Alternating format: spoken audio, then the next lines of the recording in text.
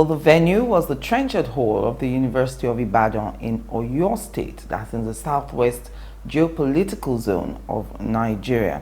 It was an event, a social discourse organized by the Afenifere Renewal Group, where my host today, an elected member of the National Assembly from the southwest zone, said, and I quote him now, "If anybody thinks there is going to be elections on March 28, the person is deceiving himself." Some of us who are perceptive have seen this in the body language of our colleagues. There are conscious attempts at lobbying some of us to work against having elections. End of quote. Well, hello and welcome. This is 60 Minutes with me, Angela Jitumobi. Thank you for joining me on the program today. Now, my host today was born on March 27, 1961 in Ado Ekiti. He represents Ekiti's Central Senatorial District in Nigeria's Senate. He holds a Bachelor of Arts degree in English. That's from the University of Ife, now the Babafemi Ojudu University. That in 1984. He followed that up with a Master's in Political Science from the University of Lagos, that in 1986. He assumed office as a Senator of the Federal Republic of Nigeria on May 29, 2011, after many years as the managing editor of the news magazine, which he co-established with other former colleagues at the African Concord magazine, which was published by the late Moshood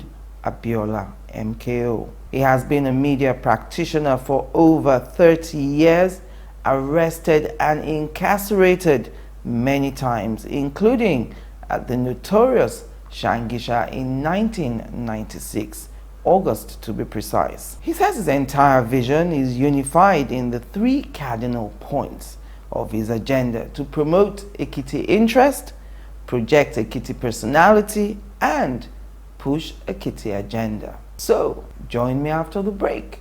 I'm counting down 60 minutes with Senator Babafemi Ojudu.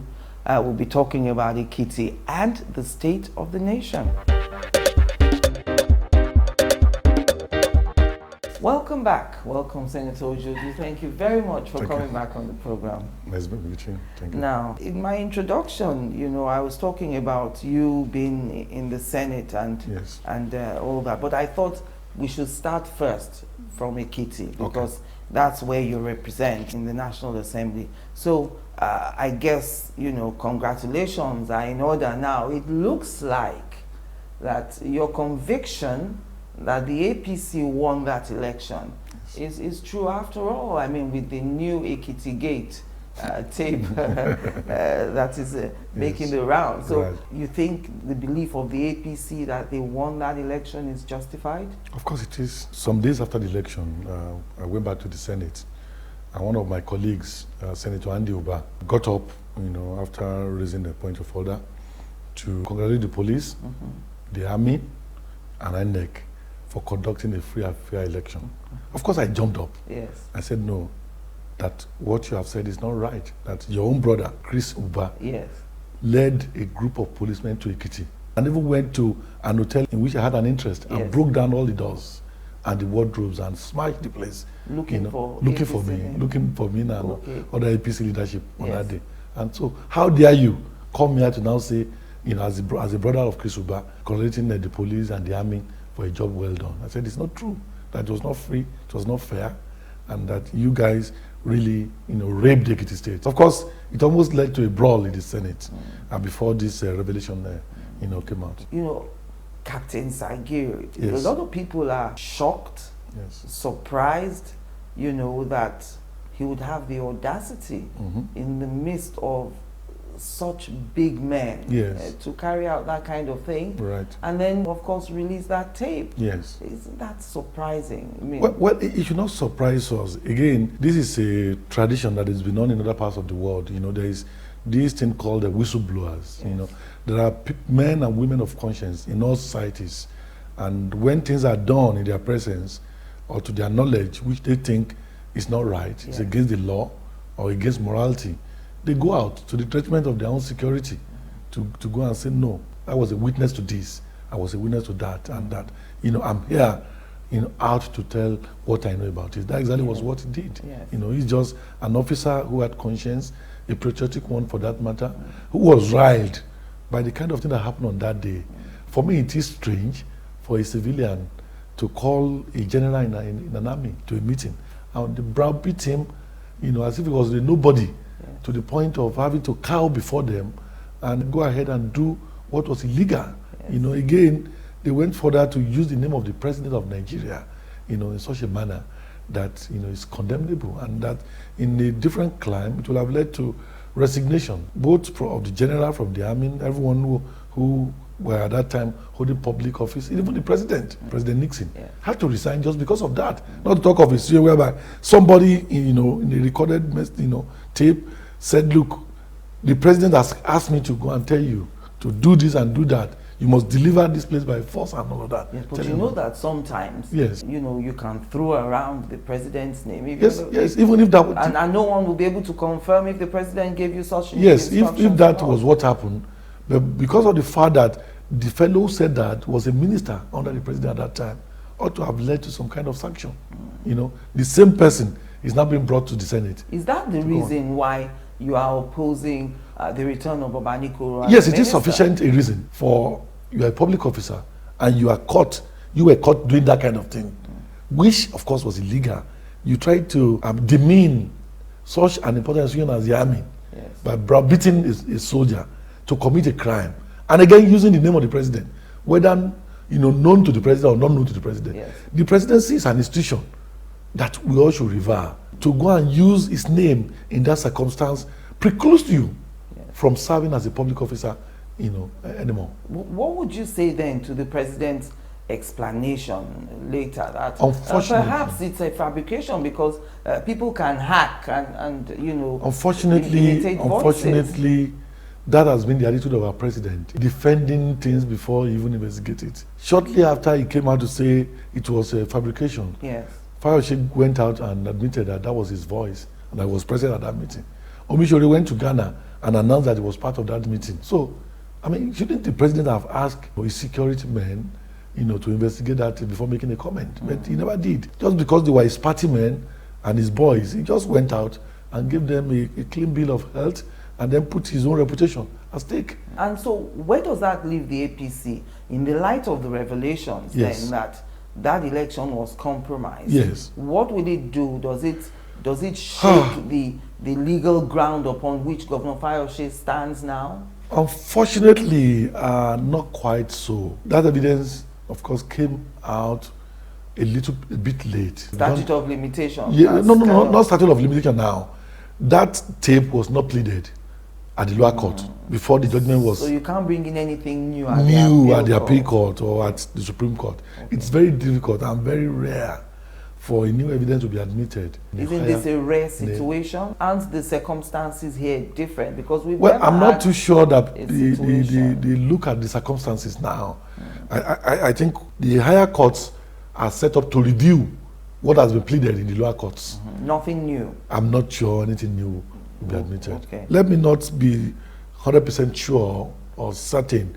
I don't know, maybe lawyers could find a section of the law that they could exploit in bringing in this, but from a little experience I have in law, I'm not a lawyer, I could see that it would be a bit difficult. And so what is your reason, apart from that Ekiti Gate tape, you've spoken about a court case coming up against the former Minister of Defense, Obaniko. What are the details of that? Why should it matter? Unless, of course, the court is to determine whether or not he is eligible to be made a minister. Well, even the case that was instituted in Lagos High Court was stated by members of his own party, 3 gentlemen who were members of his own party. In the run-up to the primaries of PDP, in which he contested, those gentlemen went to challenge, took him to court, asking the court to pronounce him not qualified, not suitable for public office. Actually, the tape was not available then. They didn't plead the tape. But some of the things they pleaded were about him having dual nationality. And not just having dual nationality. In the 2 passports they claim that he carries, there are 2 different date of births. First of all, is it against the law? Yes. For a serving member of the Nigerian government to have a passport of another country? I'm told that to be made the minister, according to the Constitution, you must be qualified to be able to serve as in the House of Reps. Right. And to serve in the House of Reps, you must not have dual nationality. You must give one up. Give one up. You know, if you put that aside, then you look at the fact of having two different date of births. Yes. One, 1954. 1960. You could say, you know, immigration laws across the world allows you to change your name, but you can't change your date of birth and you can't change your place of birth. Both must be regular. Date of birth, place of birth must be regular. You could come up to say, look, I've gotten married. That's why my name has changed. Yes. I've decided to become a Muslim and I've changed my name. Yes. That is allowed for as long as your fingerprint, remains your photograph, everything remains the same, and your sex remains the same. Even the case where you have changed your sex, that also could be allowed. But to say that in one term you are born in a particular year, another, and you are born on the other year, it becomes criminal. And that was pleaded in that case. That case is coming up again on March 6th. And we are saying, since the question of his qualification to, you know, assume public office has been challenged, which of course is what is going to come to play or to argument in the Senate, we are asking the Senate to shelve the confirmation hearing. Or in that case, it is decided. And interestingly, you know, there is a tradition in the Senate. It's not just a tradition. It's also part of our rules that when a case and a subject coming before the Senate, you know, is being involved in a judicial matter or a case is coming up on that person's matter, it cannot be looked into by the Senate. Take, for example, somebody has been sacked in a particular government office and he petitioned the Senate. When the petition is read, the first question the president will ask, Senate will ask, is, has this person tried to seek recourse in the court of law? If you say yes, then the Senate will take its stand off it and say, let the court determine it. If you say no, then the Senate will take on that matter. Okay. Similarly, in other cases like that, had come before us, the moment the Senate president knows that this matter has one or two things to do with the judiciary, you know, he wouldn't want to rubbish the judiciary, you know, or prejudice the action to be taken by the judiciary, it will be suspended. And isn't there a tradition then in the Senate, talking about traditions? Yes. The esprit call among senators, Senator Musili Obaniko being a former senator himself. Yes. Everyone was expecting a bow and go. But we argue, yes, there is that tradition of a bow and go. But that does not hold water in the face of, you know, criminality or in the face of matters that have been raised in the petitions against him. As we stand now, all the three senators in the Senate representing Lagos have written to object. There is also a tradition in the Senate that when you are presented for public office and the three senators representing your state, or majority of them, come up to say, no, we object, then it has to be dropped. So doesn't the president have a veto over that? The president says, this is the man I want. Well, it is a tradition, and that has been used in the past. So I don't think the veto matter is going to come up here. And those of us, the three senators from Ekiti State, who were victims, and also who represented victims of Buhari Koro's action in the last election, we've also come up also with a petition to say, because of what he did and what we know that he did, we are objecting. You know, and many of our colleagues actually are tuned with the fact of bringing him up again as a minister. And I guess that was responsible for the matter having to be stepped down on Wednesday when it was supposed to be had. He was already there, came with members of his family, of course. There were drummers outside and all of that. So Lagos State was objecting as well? Yes. And he's representing Lagos State. And then 10 minutes before we started sitting, we just saw them leaving the premise of the National Assembly, which means that they may have to go home, maybe to come back on another day, or that his fate has been sealed. Yes. And you won't be going back to the Senate, will you? I choose not to. Why not? Is it because you've lost the party, the party has lost the governor's seat? No. Actually, I made up my mind about more than a year ago when I look at the circumstance, and I saw that I am in a way, I'm a restless soul. I have a restless spirit. From when I was not even yet 30, whenever I see things that goes against my conscience and my principles, I just I decided to quit and say no more. I assessed all of these. I look at the Senate and I ask myself, what is there? What have I? Distinguished senator? Yeah, no, the thing about distinguished, I don't even want to be called a senator. I want to just be called Femi or Babafemi or whatever. That is my nature. I always like to go for result. There are problems confronting this country, serious problems. I want to see us move from point 1 to point 2 to point 3, point A to point 3 to point C. And that for me was the kind of challenge I brought into politics. Are you exasperated that there's not much progress? Yeah, really, I wake up in the morning. In real terms. I wake up in the morning, I try to put on my clothes, looking to go to the Senate, and I look and say, what is it? What am I going to achieve today? What did I achieve yesterday? What did we collectively achieve? What is it? And again, everybody thought you are a thief, and people talk to everybody as thieves. Sometimes my young children will call and say, they are referring to all of you as thieves, and I know I've not stolen. I'm not part of any racketeering or anything. I didn't steal anything, and I just felt, let me just go back and do something else that for me will be fulfilling, and I can wake up and be proud. This is what I do, and I'm satisfied. But that's not to say that I'm quitting politics. No, no. Of course, I'm part of the process and campaign to bring about change in our society. I want to see change. Seriously, I will want to see that things are different from what they are now, because as we are going, the apprehension is that we may be driving towards the worst, of our nation, and that really worries me. And I think that, the platform of the Senate and the National Assembly generally could have been used to arrest this situation if we, really meant what we were elected to do. I mean, there is a lot of latitude the Constitution granted the National Assembly, to do things right. Yeah. We'll take our first break now. Right. When we come back, we'll take it from that point. Yes. Because I remember having a conversation with Governor Fashola, who always said to me, for this change to come, it must really come from the National Assembly. You've got to have everybody on the National Assembly on your side of the fence. I believe so. So join us again after the break.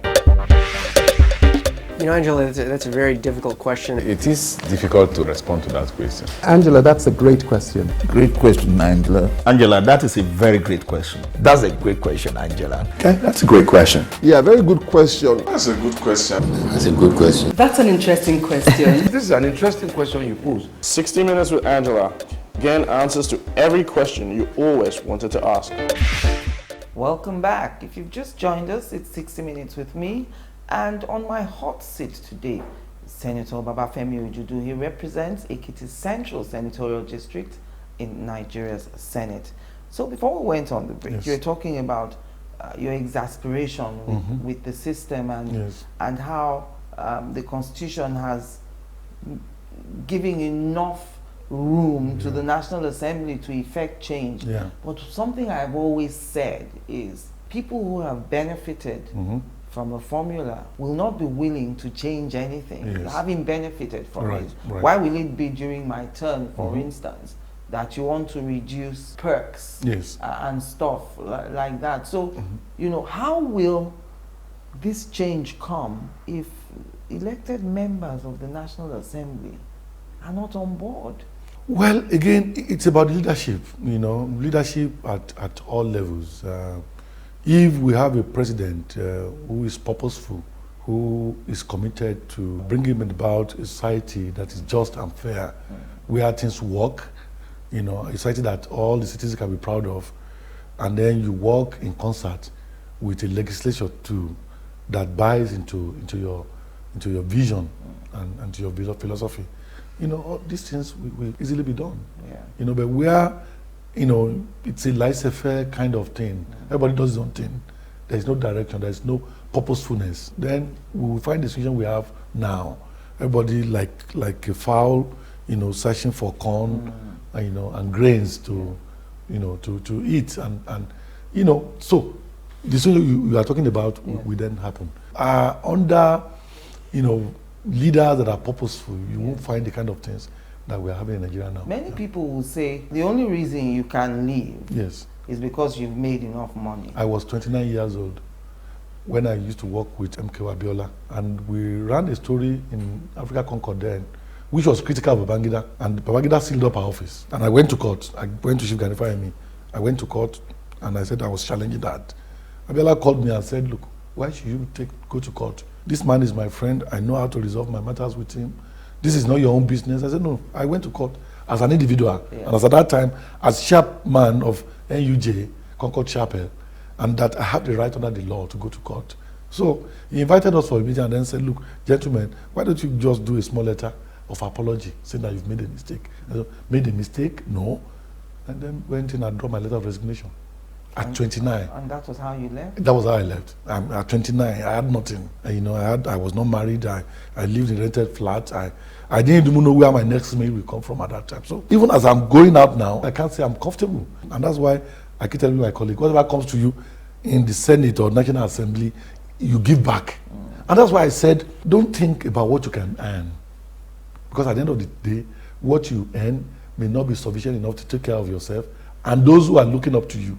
Rather, if you earn a little, and then you use your position as a lawmaker to create those laws that provides for the people generally. That will make things better. Yes, that makes it better for them. So whatever you earn, no matter how little it may be, will be enough for you. Yes, well, that's my idea. That's the ideal. Yes, that's how it should be. But the ordinary Nigerian listening to you, they want this immediate benefits. And that's what I'm saying. Do you know why they want immediate benefits? Yes. Because they have problems, they are suffering, they lack.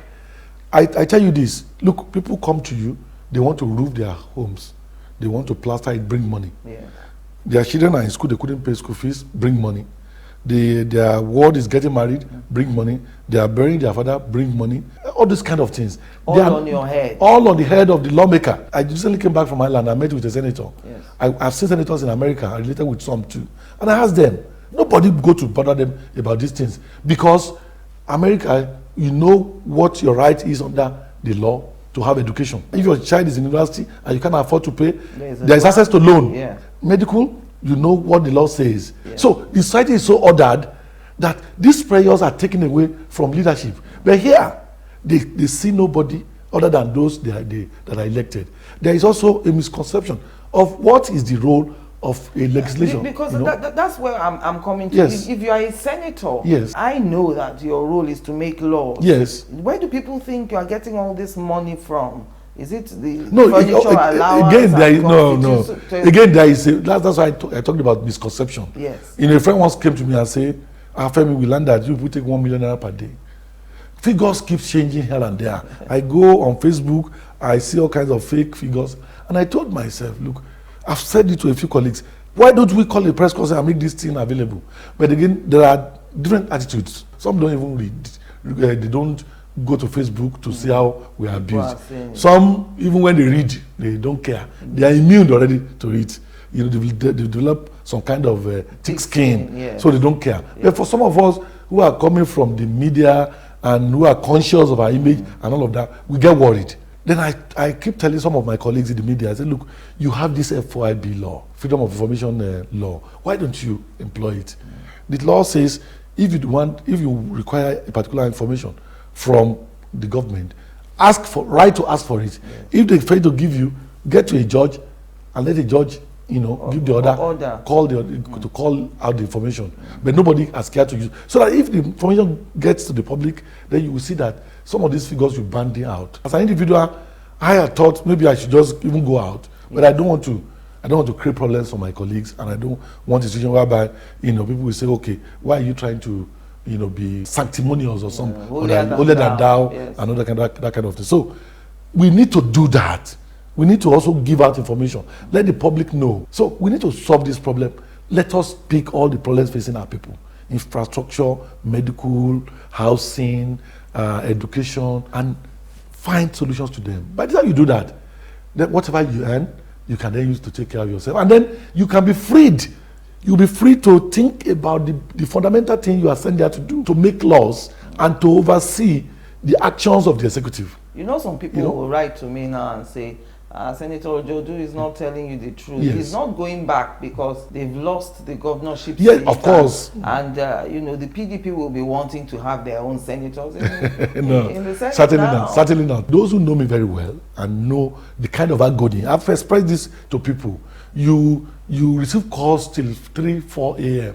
One day, I was sleeping by 3 a.m. A call came from somebody. I said, our leader at so place has been rushed to the hospital.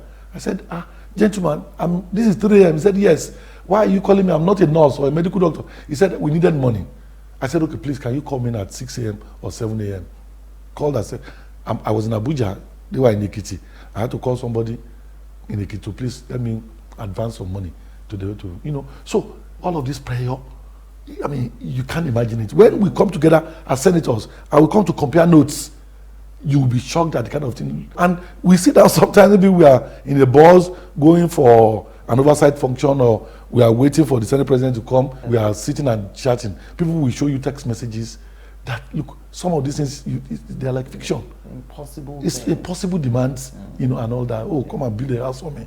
Oh, come and buy a car. Everybody in my constituency now will expect me to buy cars for them. And if you then even try to say, okay, oh, this man was so good to me, let me assist.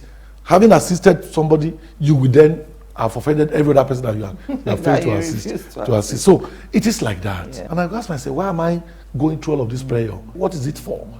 I came coming to help. Genuinely, if you have a genuine problem, I can solve it. One of the reasons I really wanted to speak with you was this issue you raised. People are saying now you were the first person to raise the alarm about the possible permanent postponement of elections. You say your instinct was first aroused when you guys came back from the summer of 2014, and the Senate President gave a speech where he said the defeat of Boko Haram should be priority, not the nation's priority. And let me quote what you said. You said, "From that moment, I began to feel that the elections may not hold since the nation may not have overcome Boko Haram," end of quote. So would it make a difference if the reason for the postponement of the elections was non-distribution of PVCs, for instance? Actually, if you look at it, I just think that those in power do not want election to hold. You have a funny feeling. Not quite funny, I've seen them, trying to shift the goalpost. Initially, it was such a brouhaha about Buhari not having a school certificate and all of that. They thought it was possible to disqualify him using that. When again the man was able to prove that he went to school, that was dropped. Then it was about PVC. Oh, they are going to disenfranchise so many Nigerians, they are not ready and all of that. Again, Jega came out to say, we have done it up to 2%, and that people can still collect up to 13th of February. When they see that was not working, they then started talking about security. Even when earlier, the security chiefs had come out to say, look, we are ready. We can handle it. Yeah, we can handle it. And Jega had said, we are ready. And then the Council of State met and said the election should go on. 12 hours after, what did we see? Then, problem of security, election will not go on. Now, they said they are fighting Boko Haram now and that they are winning. Suddenly, there is the issue of card reader. They've shifted the purpose again to card reader. We're trying to talk about card reader now. We had to, because of that, the Senate had to invite Jega. Are you using card reader or not using card reader? He said we are using card reader. Is it working or not working? He said it's working. Was the Senate impressed with Jega on that day? Oh, sure, because they brought some. The thing didn't fail. It didn't fail in any way. It worked perfectly. Even those who are from the other party, commended that, and that was, and the man explained the use to which it is. It's not for election. You don't vote by using card reader. Yes. You only do accreditation. When you are accredited and your fingerprint, rhyme with the one on your card, you are then given your ballot paper to go and vote secretly. That's what the machine is about. So he demonstrated it, and he said they've done tests all over the world. I mean, in the West and Asia, all this kind of thing, and they found it to be working. Now they are making issues out of it. Yes. Some have gone to court. What is the other side? If we don't use the card reader, what will happen? Is it that I'm trying to look at what the fear is? The fear is this. The fear is this. Yes. With the card reader, if you are not registered in that particular place, You can't you vote. can't vote. There's no way you can vote. If you are not the owner of the Of card, that card, you cannot. And then all of the data will be going directly to the headquarters, to the server in the headquarters. So at the end of the voting, they know the exact number of people who voted in all the polling units, in all the local governments, in all the states, at the national level. They will be able to determine how many women voted, how many men voted, what is the age range of each of the voters. This will be easily accessible and downloadable for the courts. Yes. Should there be any problem? Okay. So those who have been used to wuru Yes. and mago of elections Yes. do not want that. And that's where I'm Yes. going. Because you are in the Senate, Yes. what is the reason those who are opposing Yes. this card reader, what is the reason they are Well, giving? they said there is a section of the Electoral Act which says you cannot use electronic voting machine to But- do but voting. this is not in This the is not for voting. voting. The electronic voting This is pre-voting. this pre-voting. It's like going to the mosque and equating ablution Yes. to the prayer. Ablution is a prayer towards praying, Yes. not praying itself. Yes. So that's what it is like. Yes, Professor Jega had said the 66.58%. No, it's going to move beyond that now. Of PVC, Yes, above for it's more. 70% now. Yeah, It's more than that. Yes, It's more yeah, than 96 yes. million now. Right, mhm. The problem was people were talking about the spread of those cards because it looked like it was tilted in favor of Well, some areas. you can't control that. It's not as if the cards have not been printed. It's about the passion which people Yes, hold. but how could places that were experiencing insurgency, for instance, Yes. have such high Did percentage of you see the collection? crowd that went to receive Buhari in Maiduguri? You probably would have thought that People would about not 30% of the people in Maiduguri will have been killed by insurgents. But they are the one touched by the ineptitude of this administration. They want somebody who can, rule effectively Yes. and control this problem. So they are ready to go out there. Since we do not have guns and nobody is protecting us, let's go and pick that card and elect somebody who can protect us. And they went. And that is it. And if you look at the attitude of the average northerner, Yes. if you look at those people selling sugarcane and all those things, they are always with their radio to their ears, morning and night. They are so political, they are so conscious, so they know what is going on all over the world. A lot of our people, rather than go and collect their PVC, are collecting their visa to run away on the day of the election or before the election takes place. So their own PVC is their visa to Britain, to Dubai, to America. That is what you find in a place like the Southwest or the Southeast or wherever. But those guys are saying we want change. And to get change, you must collect your PVC and go and vote on election date. So you can't blame them for that. Yeah. If you say some people have not collected, since the TVC was done, how many people have died ever since? How many people have relocated? All of that also accounted for why some are still left uncollected. Yeah. Okay. Yeah. And the reaction of the Senate president, I know you've since come out to clarify those statements about body language and Boko Haram being the priority. Yes, he didn't deny that. Do you not agree that Boko Haram should be our priority now? Boko Haram should not stop us from going to election, for God's sake. No. I don't think one should stop for the other. Election should not stop to fight Boko Haram. Not that fighting Boko Haram should stop for conducting election. We are talking of just 2 days in a year. Yes. Yeah, 2 days of our national life But what is that this? our security are saying they cannot protect us What for if 2 these days. terrorists are targeting places where people are gathered? Why are holding we units? feeling that we are the only ones in the world troubled by terrorists? Afghanistan, it was almost stateless at a point. Yes. And yet, the bombs were flying everywhere, and yet there was an election in Afghanistan. In Pakistan, the section of Pakistan, there are bombings going on. In Iraq, there was disorder all over the place, and there was an election. In Sierra Leone, Liberia here, what are we talking about? For me, it is just an excuse. And it's also a national disgrace for people to say that, we are postponing an election, because we could not protect our citizens in 2 days. We are not saying 365 days. And after all, this election day was not determined just a week or two before the election. It was determined almost about 1.5 years ago. The man announced on so date in 2015, we are going to have election, we are going to use card reader, we are going to use PVC. So everybody, security, election administrators, everybody, the executive, the lawmakers ought to have been working towards, a smooth running of this. So why now, 8 days to the election, we are just finding out that there will be no security? If you were skeptical on the day that Professor Jega announced the reasons as security, with the advances we're told that the Nigerian army is making now, is there no justification then for that postponement? Well, again, we thank them for those advances, if they are real. And then we are now saying that even in the face of those advances, people are now coming up again with new excuses to postpone election. Oh, candidate we don't want. Go and challenge it in court. They've challenged it in court. Some elements, even within the Attorney General office, went and swear affidavit to support agitation against candidate. The Attorney General Land came out to say that he didn't ask them to do so. How can you sit at top of a place and such a decision of national importance will be taken and you won't be aware of it? So leave that alone.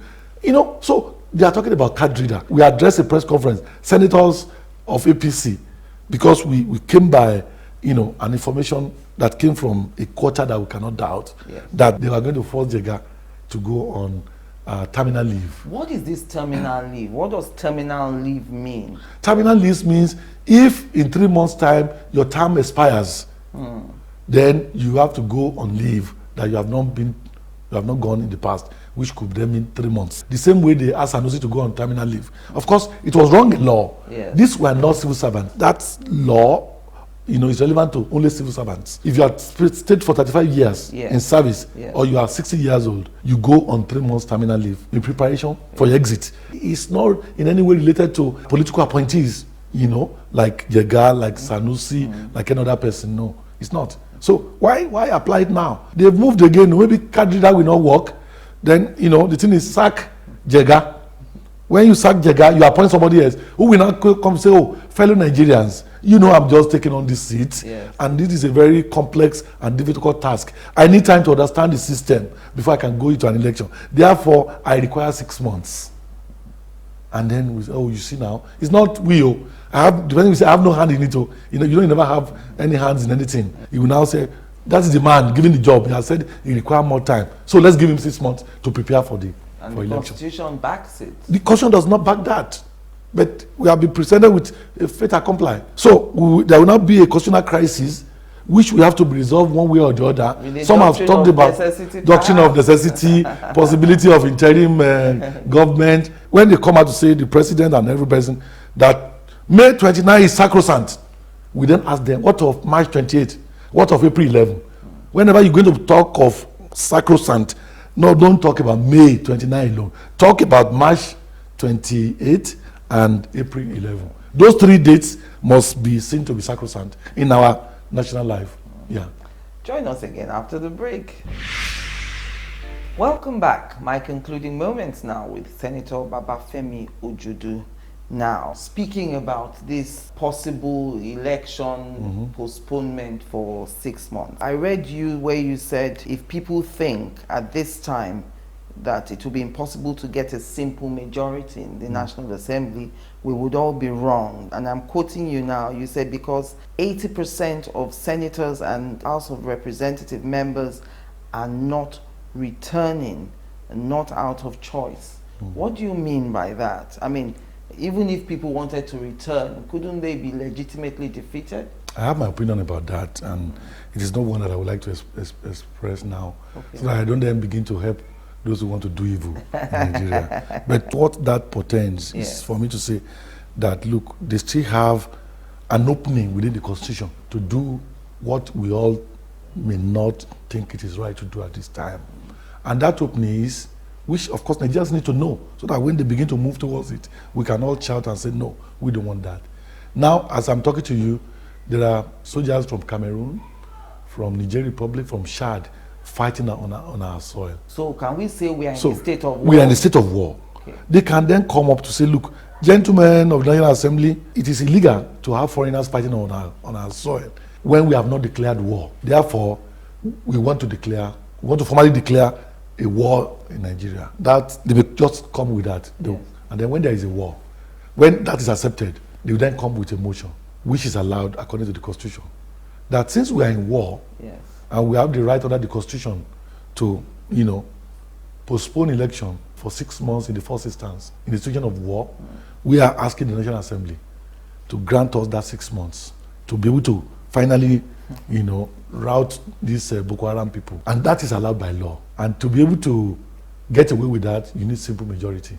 In the House. Ordinarily, the PDP has a simple majority in the Senate right now. And I'm not even sure, is it both arms of the House that will vote on that? Well, let me just read the section out for benefit of the viewers. Yeah, the viewers. It is section 135, subsection 3 of the 1999 Constitution. And it says, if the Federation is at war in which the territory of Nigeria is physically involved, and the President considers that it is not practicable to hold elections, the National Assembly may, by resolution, extend the period of 4 years mentioned as tenure from time to time, but no such extension shall exceed a period of 6 months at any one time. Yes. And that's why I'm saying to you that Yes. they don't even need to declare a state of war.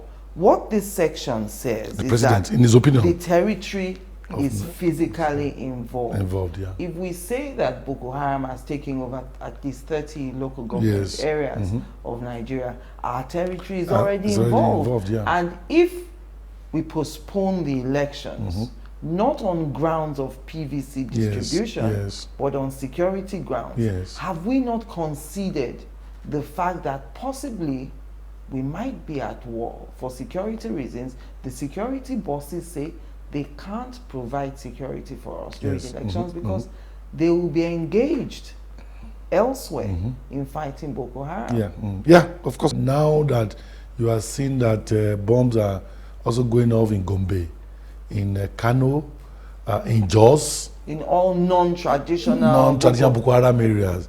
And then you found out that there was a raid on the military installation in Niger State a couple of weeks ago. This thing is extending gradually. So for me, that could provide excuses. But we must insist that we can straight through all of this and that election must hold. What I see there is Yes. that even if the president wants to extend Yes. his tenure by Yes. 6 months, and there's no limit Yes, to and how that's many times in the he first can do instance, that. 6 months in the first In the instance. first yeah. instance. Yes. He still needs the National Assembly to agree with him. Simple majority. What is a simple majority? The Senate If- has if- 109 senators. If we for are instance. 100 sitting and 49 votes against and 51 votes in support, it goes. Agreeing but not conceding Yes. that such a scenario happens. Yes. What happens to everyone else, yourself included? Yes. Your seat that was up for election, That means you will be there again for 6 months. governors will be there, lawmakers will be there for another 6 months. And so we come back to the point I made originally, Which is, that if people will benefit yes, from a system, yes. why won't they agree to that? We have to ask them. Well, you will benefit as well. You I will w- get an extra 6 months. I will say I was elected for so number of years, and I'm not convinced. And at that point, anybody voted against should say that this should come to an end. Is this real, this scenario? It is real. Even if they are not going to do it now, we must allow the nation to the possibility of it. Since we cannot wholly say that we trust those people who are ruling us anymore, they have lost their credibility. The president is campaigning vigorously. Yeah. The PDP Have is you campaigning heard of vigorously. have you heard of deception? The word called deception in war, as a military tactics, as a political tactics, deception. That is it's one of the major topics taught in military schools, and that's why you see soldiers wearing what they call camouflage. You pretend you are going on a straight line, meanwhile the actual place you are going is on a bend. Why would the president summon a council of state? Because if you look at the calculation, you will know that if you go to this council of state, we are not likely to win. They knew they were not going to win, but they want to put our mind at rest and believe that, all of us concentrated on council of state. And the moment council of state pronounced that the election should go ahead, we all went to sleep. 12 hours after, they hit us. Before we could recover. It beggars belief. It sounds like a James Bond script. It is. That we're all busy. And the president has his own refrain. I have no hand in it. So if that happens tomorrow too, they will explain it away. He has no hand in it. After all, the security bosses have said They were ready for election and everything. And They came. And when the president was asked at a media chat, Yes. he said, no, nobody told me they were going to postpone election. The guy didn't brief me. I don't me. Come of it. You know, you are the president, commander-in-chief. So your military chief wrote to INEC, Yes. or put pressure on INEC to say that they should postpone election because they are not ready. And you said you are not briefed. Who is supposed to brief who? This is serious because if people will benefit Yes. an extra 6 months, Yes. I'm thinking of myself. I understand what you are as saying. a senator, It's very enticing. You don't have to go to election, I've lost, Yes. I've lost the ticket to come back. And somebody is offering me an extra 6 months as senator. I think a good number of us should be patriotic enough, and I think we are, to know that it's not about that office and our personal interest. If that happens, and God forbid, then there is crisis after, whatever you have gained, you then lose again. So I believe, you know, our brothers and sisters there who are men and women of good conscience will come out to say no if and when they try to spring that surprise on us in the National Assembly. And we're watching. Yeah. Well, on a final note now, well, I think congratulations are in order. Yes. It would seem that General Buhari's visit Yes. to the UK, his attendance at Chatham House, Yes. the Royal Institute of International Affairs, seemed to be a success. But I will ask you outright. Yes. Was he ill? Was he hospitalized for 2-3 days before It that is not event? true. It is not true. All of the days he was there in Britain, he had one engagement or the other, and it was photographs kept coming in that people were, you know, displaying on social media. You find some of them in newspapers and all of that. Yes. But this death wish, which has a committee that appears to be chairman by the governor of my state. He has denied it. He says he just thinks the man is too old. I He can- says he's too old at 72 to be president. So his own children, when he's 72, we now wish that he dies and go away quickly because he's too old. How can you say a 70-year-old man is old? Do you know the age of Margaret Thatcher when he was Prime Minister in UK, Ronald Reagan in America, and several other leaders who, you know, gave their best when they were old. Yes, I particularly in a situation of crisis. You have security problem, you have problem of corruption that Buhari himself has said, has described as, if you don't kill corruption, corruption will kill us. And you have one Nigerian that everybody can vouch for that is not corrupt and who has the courage to confront the security problem. And then we are asking him, please, no matter your age, come and help us solve the problem. You are, every day, either you are running an advert or you are abusing him or saying all kinds of things on him. So I believe that he's the chairman of the committee for Buhari's death. So death wish. So that's why he's performing that role. You don't agree with those who say Yes. that there were some other viable alternatives within the APC. Yes. The APC didn't need to settle for General Buhari. Why will you throw away your first 11 and then present your second 11? You know, if it's about name recognition, is there, about credibility, honesty, capability, you know, the record, you know, is there, and it drives every other person. I mean, yeah, granted, there are a lot of qualified people in APC, but how many of them has been as tested as Buhari in this country we are in, where this man had been Minister for Petroleum, he had been governor of Northeast, not just one state. When Northeast was one state, yes. He had been GOC, you know, when Nigeria was awash with money. He had been head of state, yet nobody has been able to come out to say, this is one pain that he has stolen. The man has no house in Britain, no house in Dubai, even in Abuja. He has a house in Kaduna and Katsina, his hometown. And nobody could say he was chairman of a board of so-so company or the other. You know, he has never done all of that. Nobody will say, this is Buhari's investment in this organization, or this is his account number abroad. So that's, for me, why then do you want to throw that man overboard and go and look for somebody else, you know, to fight corruption? He can stand up anywhere and say, and point a finger at anybody, or, you know, to say that, look, you are a thief, I'm not. If you read his speech at Chatham House, you could see how he dwelt on you know, on corruption, on security, on credibility for Nigeria and all of that. So it is that kind of man. Look at how presidential he was. I mean, from the photographs we have seen and the little clips we have seen on television, that is the kind of person that can inspire Nigerians to greatness. You know, if that man comes tomorrow and is sworn in as president and say, look, from now on, all of the money you have stolen in the past, I forgive you. But from today on, anybody caught stealing will be dealt with vigorously. Nigerians will queue behind him. You will see how, yeah, they will, yeah. Thank you very much, Thank Senator Ujudu, for coming back on the program. My pleasure. And thank you for watching. I'm Angela Ajitumobi. See you next time.